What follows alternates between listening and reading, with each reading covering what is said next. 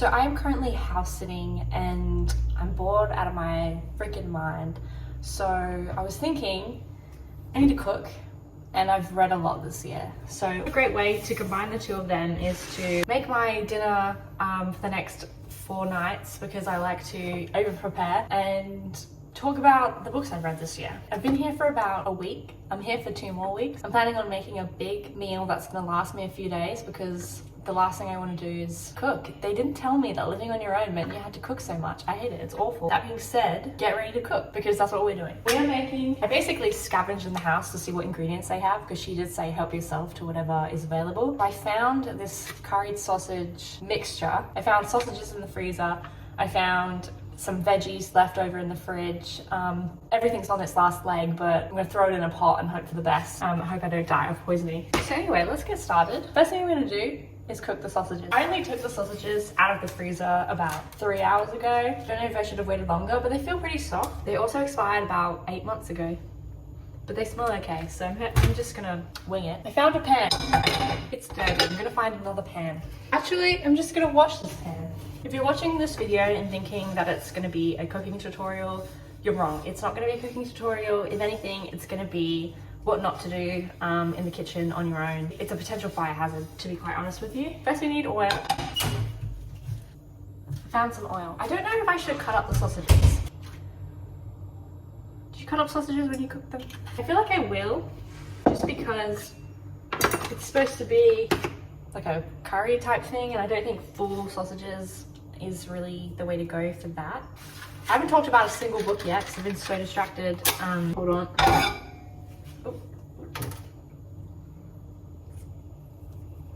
That went really well. Anyway, so the first book I read at the start of the year was The Dragon Republic, and that is the second book in the Poppy War trilogy. I finished the first book at the end of last year, so that's why we're on to the second one already. The second Poppy War book was honestly probably my favorite of the whole trilogy, mostly because in the book, Rin, our main character, she's graduated from an academy of basically how to be really good at fighting in a war, and she is applying that knowledge in the real world.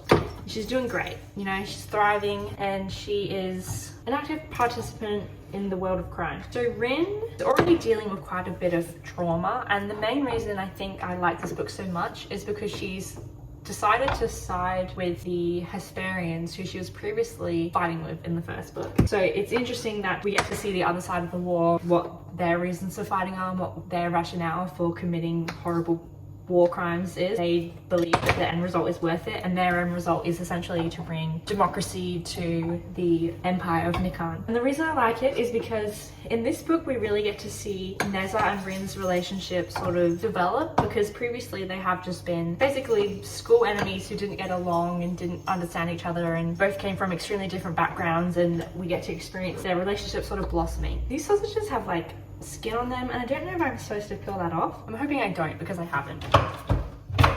Turn this up a bit. Rin's also a member of something called the Psyche, where basically every member of the Psyche has a psychic link to a god. That comes with a lot of baggage. She's dealing with a lot. She's fighting in a war, and she's also fighting with the god in her brain. And that's just a lot for one woman to handle, and I don't know how she does it, to be quite honest with you. I'm gonna wash this so I can chop veggies. Oh God, I'm supposed to boil potatoes.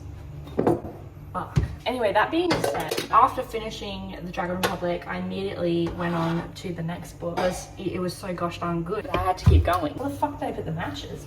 Huh.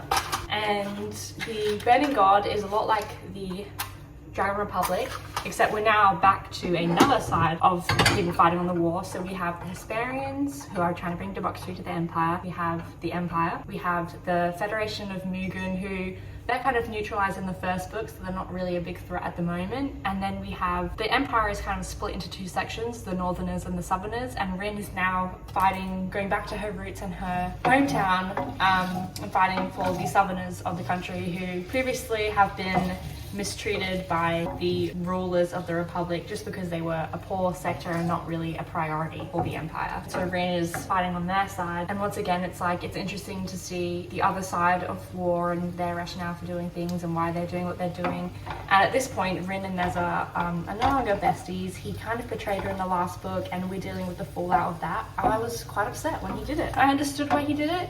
She was beginning to question his father and why, you know, they were trying to bring democracy to the Empire and what their intentions really were for the people who lived there, which, spoiler alert, weren't very good because everyone in this book is a war criminal. And so, you know, her coming back to the South was really about her fighting for the people in the war that are often overlooked, so the civilians who become the casualties when armies start fighting. What I liked about the Poppy War series is I really liked how in-depth we got with the gods and the pantheon and the kind of mythology behind them, and the character work in these books was just unlike anything I've ever read. I cared probably about every character, whether or not it was for good reasons or for bad reasons. If you haven't read the Poppy War trilogy, I recommend you do, because it is easily my favorite fantasy series of all time. Hands down, no question, and I will eagerly await any future release of Rebecca Kwong, because I've decided she's my number one. I will read anything she ever puts out ever, and I have absolute faith in her because she nailed the landing with The Burning God. The Burning God ended probably the only way the series could have ended. Rin, the main character, she did a lot of morally questionable things throughout the series. There was really only one way for this book to end that I felt would have done what the themes of the series were justice, and those themes being the cost of war on civilians and casualties. There are no real winners in the Poppy War. Nobody had a good time, basically. There was not one person having fun. I should be chopping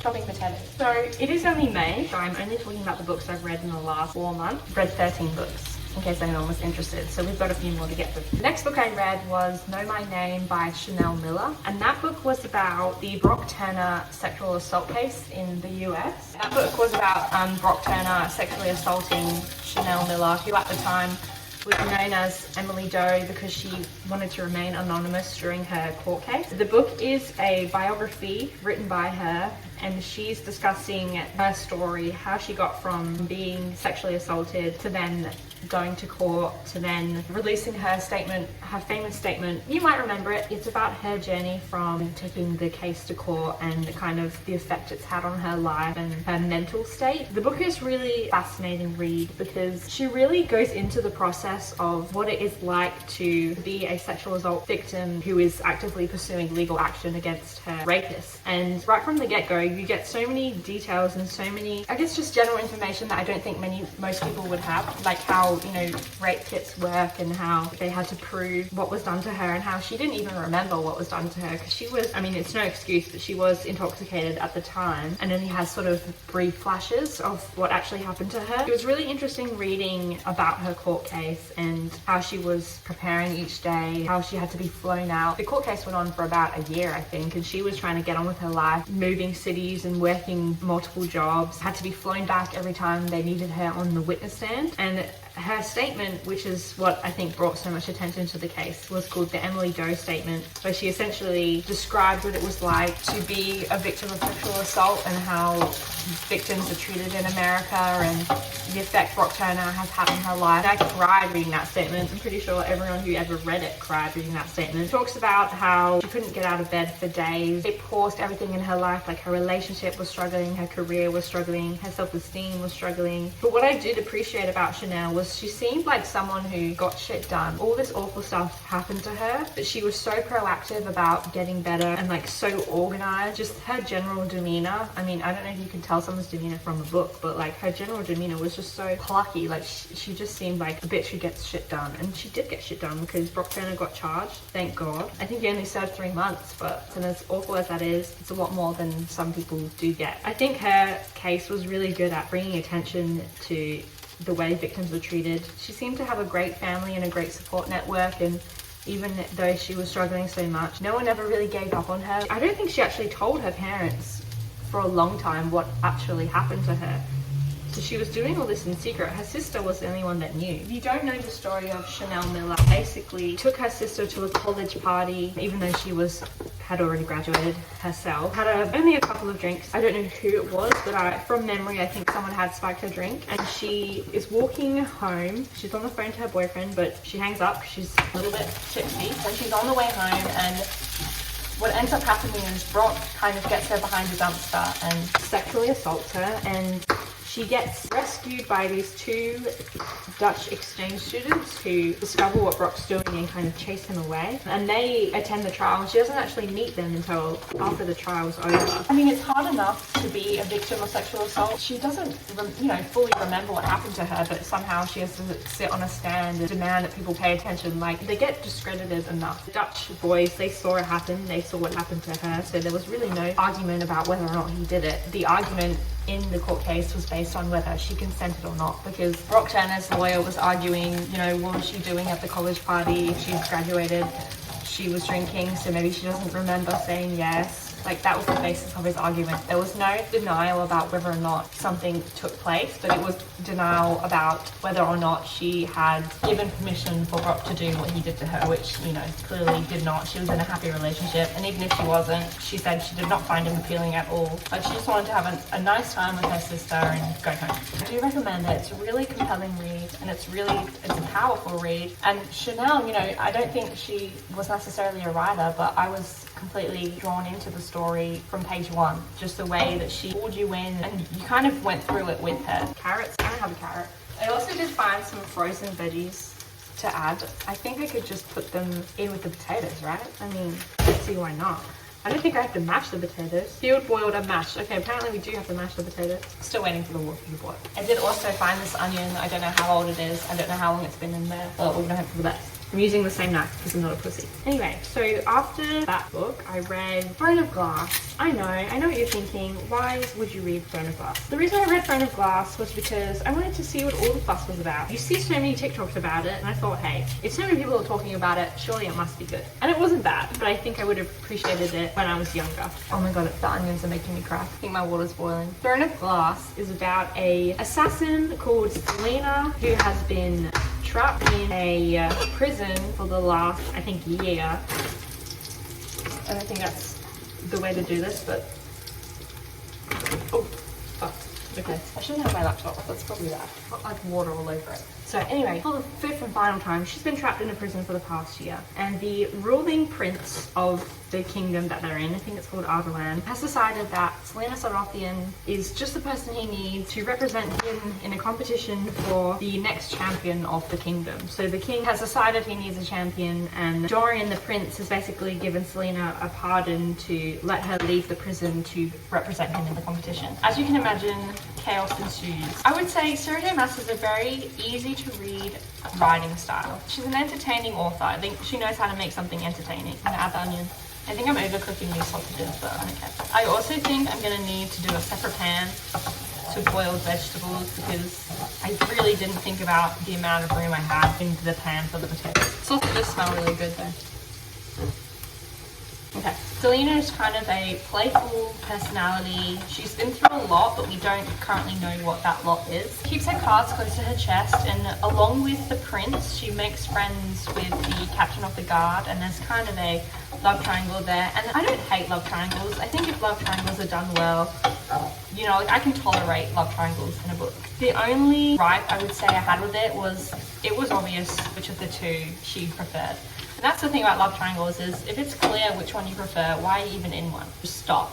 I didn't hate it, and I think had I the time and the energy, I would be willing to read further, but I just have so many good books to read at the moment that I don't really have the incentive to keep going. Like, it wasn't bad. It was just pretty run-of-the-mill YA, which is great if that's what you like, and I do like. I mean, I loved YA growing up. I just think I'm outgrowing it a little bit, which I never thought I would say. I always thought I'd be that person who'd be like, YA forever. It'll never get boring. And, like, it wasn't, but there's just other stuff out there to read at the moment. If I had had to pick my favorite character, I would say while Selena was entertaining, Nehemia was my favorite character. Nehemia was a princess from another kingdom who was kind of acting as a liaison and trying to, you know, branch these two kingdoms together. And she's just there kind of rocking it, and she's a bit of a badass, to be honest. But then again, like, no hate to this book. Like, it was perfectly fine and perfectly good read. I feel like maybe I should turn the sausages off for a little bit. Then the next book I read was Cinder by Marissa Meyer, I think. I really like Cinder. Cinder is about, it's basically a sci-fi twist on Cinderella where the main character, Cinder, is part cyborg. It's a classic Cinderella story where she falls in love with a prince. They don't get to live happily ever after because I think the series continues. However, I haven't continued it myself. Cinder, I listened to on audio. I think it was my first audiobook ever that I actually listened to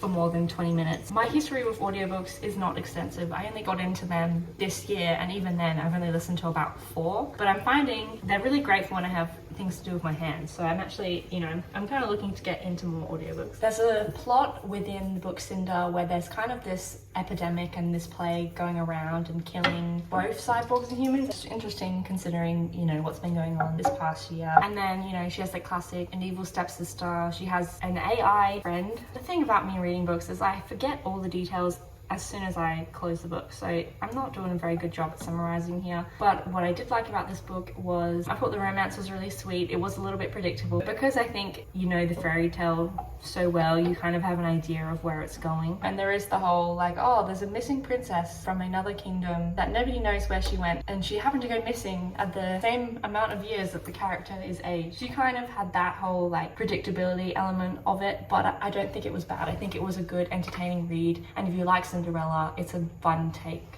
on Cinderella.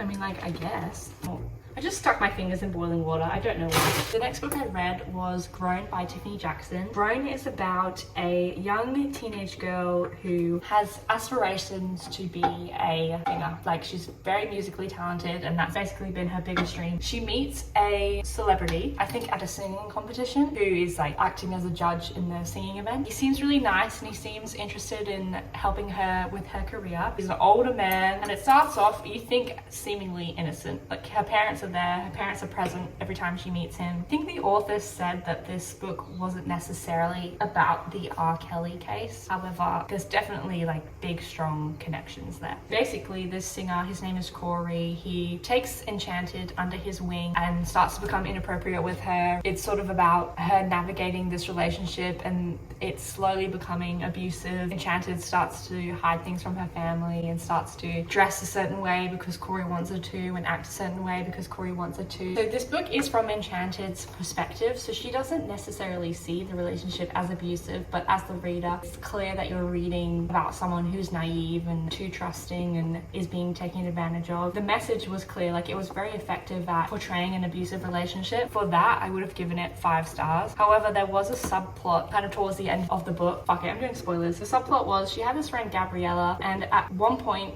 Enchanted is led to believe that Gabriella has been a figment of her imagination this entire time. What actually happens is Gabriella, I don't know, moved away and went by a different name, so people couldn't remember who Enchanted was talking about when Enchanted would bring her up. I just think it took away from the book's core message, because then it kind of became like a mystery novel, and I actually think that's what the author intended, was for it to be more of a thriller. But I think it was unnecessary because the interesting part of the story was watching Enchanted be manipulated, and I think it was important to read to kind of get the victim's perspective. She's a young girl who's too trusting of an adult who has power over her and power over her career. I still don't know if I want to mash these potatoes. There were a couple of nitpicks I had with it, but overall it was a really strong book and really a meaningful view into child grooming and how the music industry has an power imbalance in regards to its male celebrities and female artists who are just starting out and entering the show business. I just don't get what the point of putting mashed potatoes in this is. I guess I'll mash it. Anyway, so the book I read after Grown was The Broken Eye by Brent Weeks, and that is actually book 3 in his Lightbringer series. I love this series. I'm actually currently reading book 4. I read book 3 back in February. I freaking rate this series hard. Like, it is one of the better adult fantasy series I've ever read. Like, it has a really awesome magic system.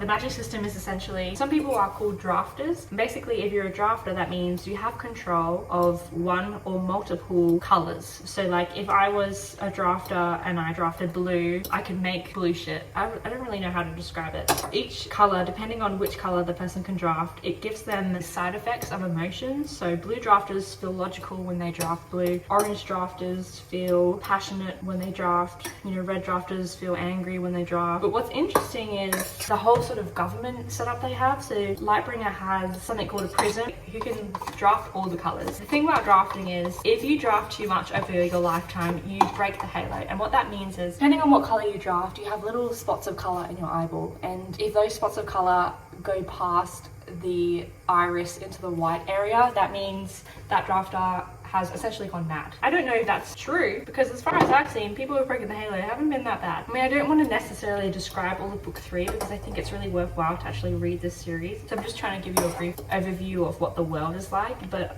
I would say in regards to the characters, there are sort of 4 or 5 main points of view, and occasionally you get a side character having a chapter point of view. But the 2 main characters are Kip, who is the prism's bastard son, and the prism is basically like the emperor, the world leader, you know, the president. And Kip is his bastard son who is a little bit juvenile. He's a teenage boy, so you can't blame him, but sometimes his point of view is a little bit juvenile. However, I don't think that it's necessarily bad. I'm actually like really freaking hot now.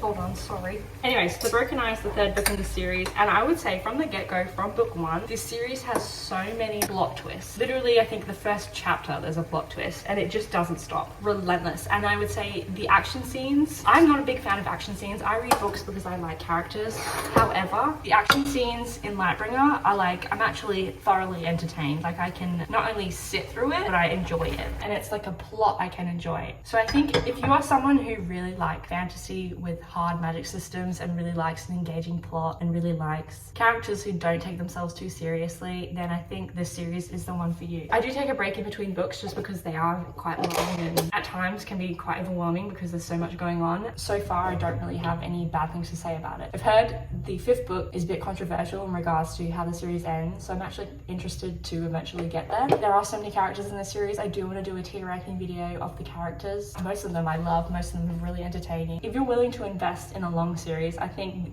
do it. Like just do it because it's really good. Lightbringer by Brent. Remember the name. I don't know if I've done enough or too many. So the sausages and onions are done. I've got potatoes, I've got vegetables. So I've got to add this and then add some milk. Milk? Okay. Hold on, I've got to focus right now. I'm really not good at this. Put this in.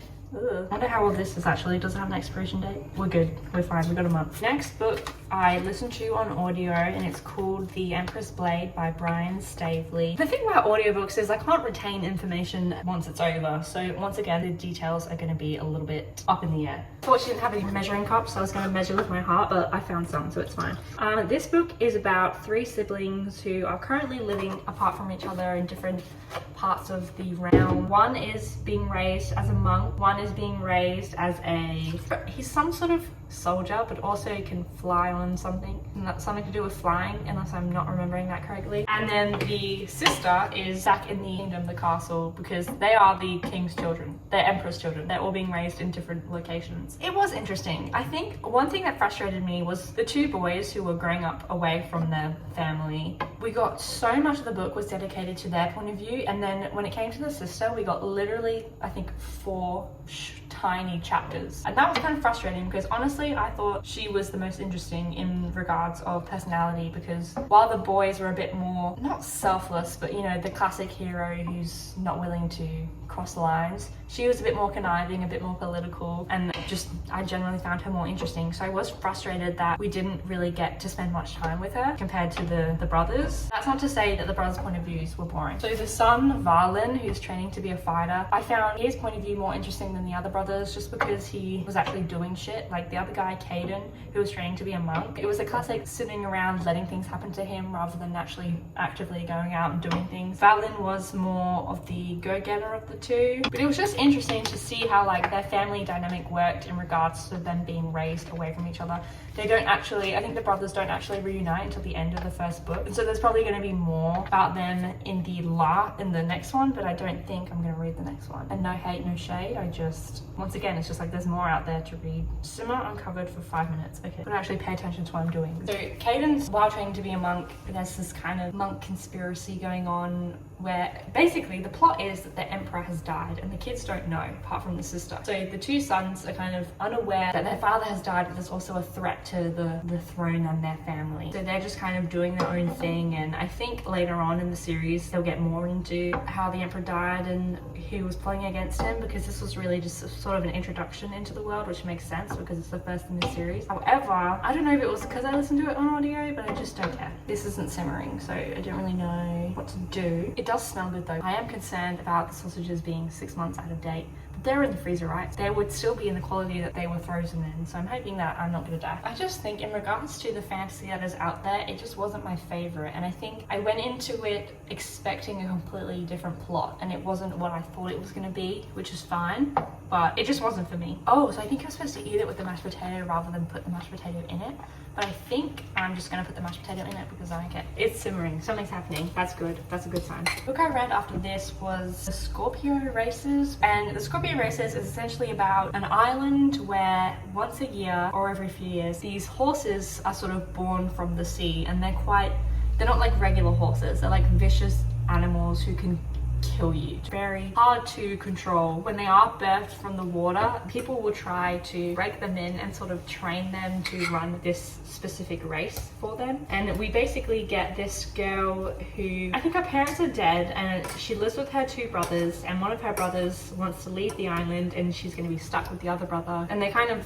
stuck to provide for themselves. And she wants to race in the Scorpio Races to win the prize money and be able to feed herself and have a roof over her head. She can't capture and train one of the water horses, so she decides to run the race with her regular, everyday, ordinary horse, and is basically mocked and laughed at because no one thinks a regular horse can beat the water horses, which is a fair point because these water horses multiple times attack her horse because they're so bloodthirsty and vicious. But along with the actual race, there is a subplot of her falling for a guy who trains horses and is known to be one of the few people who can like actually reasonably control the water horses, as well as having won the races before, because he's just like a horse whisperer, so he's really good at controlling the horses. At the beginning, he too doesn't think that she should enter the race because not only is it unthinkable that she would win, it's also incredibly dangerous because at any point the other, the bloodthirsty water horses could kill her and her horse. Even during the training on the beach, because everyone has to train on the beach near the water, which just makes the horses crazier, which I don't understand. These horses, as they're being trained, will just eat the person who's riding them for absolutely no reason. Overall, I think my favorite thing about the book was like the general atmosphere, because the island they live on, super cold and wet. It's a bit disconcerting. You didn't feel warm, but it wasn't bad. Like I just liked the atmosphere. I liked the setting of the island, and the romance was pretty good too. I actually really did enjoy this book a lot. Yeah, this was this was the mistake to just chuck the mashed potato in it. Too late now, we did it.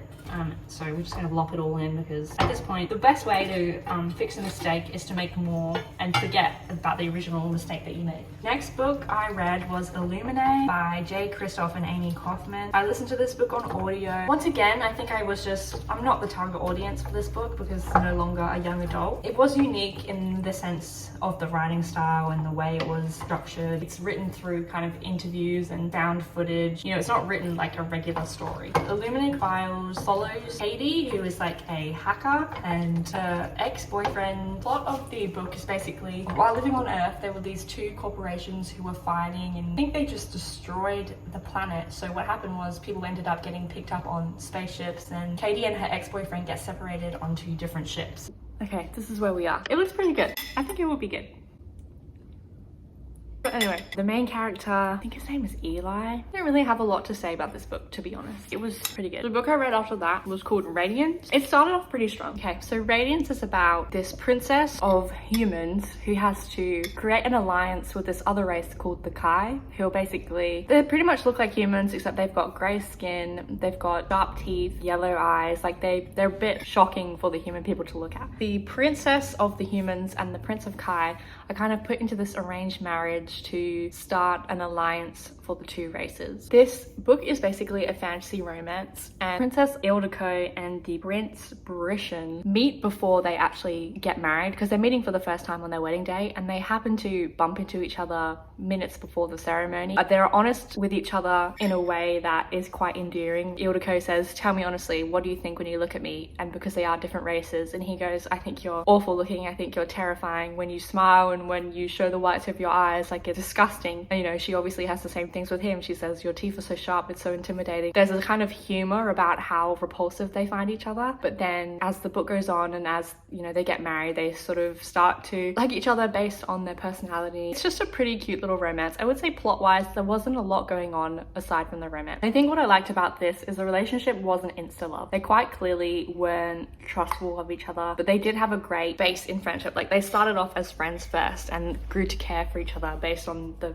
kind of people that they were. However, I would say once they got together, I kind of lost all interest. I mean, for me, what I like in a romance is the angst, and I like the lead up to being a couple. And once they were a couple, I kind of was like, okay, I'm waiting for it to be over now, because in my mind, we reached our goal. Let's not waste any more time. It's a nice little romance if you're in the mood for a romance, but in a fantasy setting. The next book I read was called Where the Crawdads Sing. This I really, really enjoyed. This is probably a 5-star read for me. It's set in a small fishing town in Australia, and there's this family that lives in the marshes, and basically a marsh is a swamp. They're like raised away from the town, this family. They occasionally go to town, but they kind of interact only with their family in the marsh. Aya, the main character, we start off with her being very small, a very small child. I think she's like 4 or 5, and all her siblings are a lot older than her and have all left, and so is her mum. She's kind of left alone with her dad, who is an alcoholic and isn't very nurturing, and so it's kind of about her raising herself in the marshlands. As she grows older, she does start to step out into the town more and interact more with society, but she's not very well liked because people see her as wild and violent. They're very mistrustful of her. She's an amazing character. I mean, the stuff she does to make money, like to live. Throughout the marshlands, she obviously has a very strong love of the environment and plants and animals and flora and fauna, because that's what she was raised with, and she has an abundance of knowledge about all these animals and creatures. Essentially, the book follows her meeting 2 men. The first she meets is called Tate, and he's one of the few people who's friendly to her family and eventually her when she's left on her own. And he's also super into nature and the marshlands. I think he's like a biologist. He's one of the few people that sort of sees her as beautiful and has an interest in her and is kind to her. And then the other boy she meets is Chase, who is kind of the popular high school jock of the town, is part of the pack of kids who aren't accepting of her. This book was slow to get into because it is very detail oriented. Like, this author, you can tell that she has a background in academic writing because she's very particular at setting up her atmosphere and setting up the environment that Kaya is living in, but the environment is a big part of the story. So I think if you push through the writing style at first, the characters kind of speak for themselves. Like, Kaya is probably one of the most engaging main characters I've ever read. And so while she's learning about herself and learning about love and learning about what it means to be a person who has relationships with other people, because she's basically been by herself her entire childhood, there's an extremely, extremely rich, intricate setting. You know, I'm not really usually a settings gal. Like, I like characters, I like plot, but in this case, the setting was what really pushed this story to the next level for me, because it was just so unique. It played such a large role in Kaya's character and who she was, because being raised in the marshlands alone and not growing up with the knowledge given to people who attend school, like, her knowledge comes from survival, working out what will feed her, what will make her money to pay for clothes and food when she goes into the town. This book kind of turns into a whodunit, because there is a death of one of the characters and Kaya is one of the suspects. It's just really good. And what I really liked about this character is she has a deep sense of loneliness. Even when she's with people, being abandoned has obviously had such a large effect on her, and it's constantly eating away at her. Even when she's having these relationships with Tate and Chase, even when she's having those relationships, she's constantly, in the back of her mind, her brain is always thinking about how is she going to survive alone? How, when they leave, because she thinks they'll leave, how is she going to cope with it? Because she's so used to coping with things on her own. She's just such a unique character, and even though she has been limited in terms of education, her knowledge of the marsh is what gives her her career, essentially, because she writes books about all the things she's learned, becomes a published author. I mean, it's very inspiring. It seems to be one of those that you love or you hate, but I definitely was in the love camp. Like, I loved it. The last book I've read so far this year is called Mexican Gothic. The author is Silvia Moreno Garcia. The story follows a Mexican woman who comes from a pretty decent family. She lives a very lavish lifestyle. She likes to party, she likes to toy with men. She's a very strong, confident character who's interested in going to college. And this book is set in the 50s, I believe, so it's not usual for a woman to go to college. The way she goes about it is her dad asks her to visit her cousin who has recently been married to this English man who they don't really know anything about, and has sort of taken her cousin away to live in his, you know, family's estate. And so Noemi, the main character, hasn't really been in contact with her cousin, and her father asks if she will go visit and sort of just suss out the situation, and he says, if you go, I will allow you to attend college. So she's like, bet, let's go. She comes to the estate and nothing is as it seems. The estate is in a mining town which was once quite prosperous but is no longer making any money. Like, nothing's getting mined. It's sort of a ghost town, really, and the family lives just outside of the town in a big manor, like think Haunting of Hill House kind of vibes. Everyone who lives in the house is a little bit suspicious. There's the cousin's husband, the cousin who has been ill and kept in her room, and she's got like delusions and she's being kind of cast as a hysteric woman, and that's not the cousin that Noemi remembers. So she's trying to figure out what exactly is wrong with her cousin, as well as figure out the family and if they're treating her cousin well. Because her cousin's husband and his family are white, this book kind of does go into themes of eugenics, because Noemi is a very, you know, outspoken Mexican woman, and the family she's staying with, they're quite reserved and quite old-fashioned, and they expect Noemi to act in a certain way. What I do appreciate about Noemi is she never kind of backs down. Like, when someone tells her to behave, she's like, no. So the book is kind of like a haunted house vibe horror, and I think many main characters in horror are often purposely dense, and you know, they kind of ignore the signs of bad atmosphere. But what I like about Noemi is she's very quick to question why things are the way they are around her, and point out the inconsistencies that the family says to her. The family is trying to convince her that her cousin is ill. You know, she doubts it, and Noemi is quick to kind of realize there's something more disturbing going on, and the way the family treats her is quite disturbing. And the longer she stays in the manor, the more she realizes there's something very suspicious going on. I would say overall, I really enjoyed it. I really enjoyed the atmosphere. I really enjoyed the main character. I liked the tones of the story. Like, it was very dark and creepy, and overall, like, it was a good solid read. Like, I genuinely enjoyed it, and I was genuinely surprised by the way things played out. I really didn't expect what happened to happen. So I think if you're in the mood for a good, like, atmospheric horror story, then this is the book for you. Anyway, so those are the books I've read so far in 2021. 13 books. I mean, I thought I would be a little bit ahead, but uni is kicking my ass. So 13 books, I'm pretty proud of that, actually. Yeah, I've been pretty happy with the stuff I've read this year. Thank you for watching me suck at cooking and talk about stuff. It's been fun. I mean, have a good day, you know? See ya.